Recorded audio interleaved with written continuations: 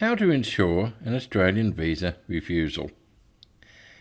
Want to ensure an awful result that will leave you disappointed when your visa application is refused? Looking forward to seeing your dreams shattered? Let me tell you how.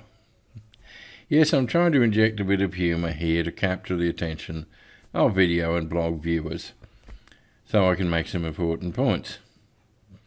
Obviously nobody goes out of their way to see their applications refused, but honestly, some of the decisions that we see people make, you can certainly wonder. Careless actions and decisions made for the wrong reasons can and will lead to visa applications being refused. Want to bring your sweetheart from the Philippines to Australia? Please read on and learn how to avoid a horrible outcome. What are the main causes of visa refusal? We at Down Under Visa see a lot of clients. We see a lot of scenarios and we hear a lot of stories. And we would assess at least a dozen new cases every day via our free online visa assessment form. If you haven't filled one out, please do. Not all become clients, obviously. Some are simply not qualified. Many could, but I would guess that many decide to do it themselves to save some money, which is the first area where clients often make mistakes. So, saving money on visa applications. Yes, the desire to save money and to assume that getting a professional is a bit of a luxury. Australians are accustomed to doing things themselves. We tile our bathrooms ourselves, we paint our houses, many do their own tax returns, and the department website makes it look like a great I'll do it yourself weekend project.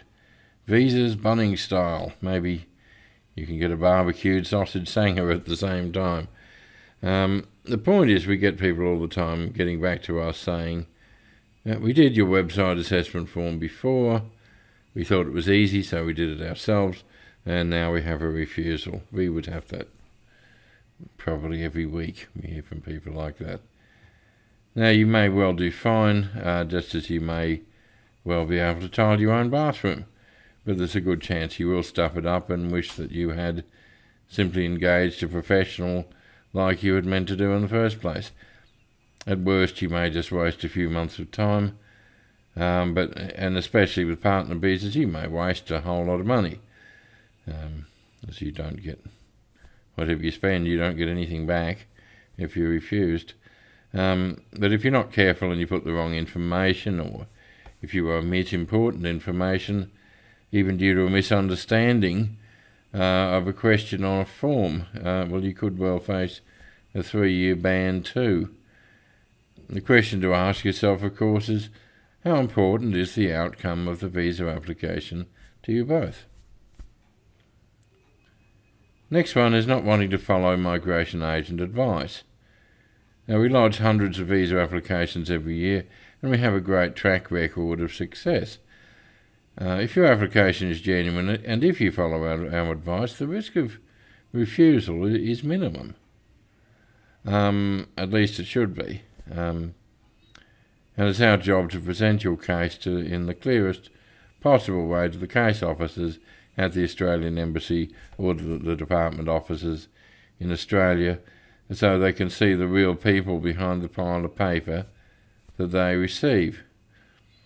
Now, the embassy and departmental staff, they're not bad guys. They don't go to work every day, muttering to themselves, saying, can't wait to knock somebody back today. But they have a job to do, and they have to make sure that only those applicants who actually genuinely meet the criteria for a visa grant set out in the migration regulations actually get visa grants. They need to see that your relationship is genuine and that you meet all of the other criteria set out in the regulations. It's our job to extract that information from you and those documents from the visa applicant and the sponsor so that they can actually see this clearly. And let me tell you, it's really frustrating when applicants fight with us over this. or act mortified or insulted when we ask for more information or more documents. Now, this is our job in the first place. There's no yes men down on the visa. We're not going to go, oh, yes, you've done a wonderful job. You've given us everything we need, just to make people happy. We won't do that. We make a point of telling you how it is, whether you want to hear it or not. We will tell you. We will tell it to you straight, and it's only to your benefit that you follow our advice. This is what we do, and we are very good at it. Now, I just heard from a previous client yesterday, no names mentioned obviously, who had a partner visa refused.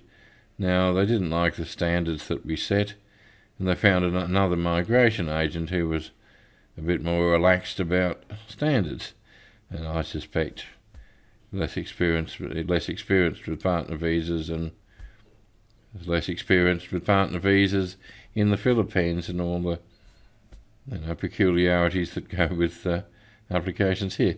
So they put together a much simpler application for them, no doubt, thinking that we were excessive in what we asked of them.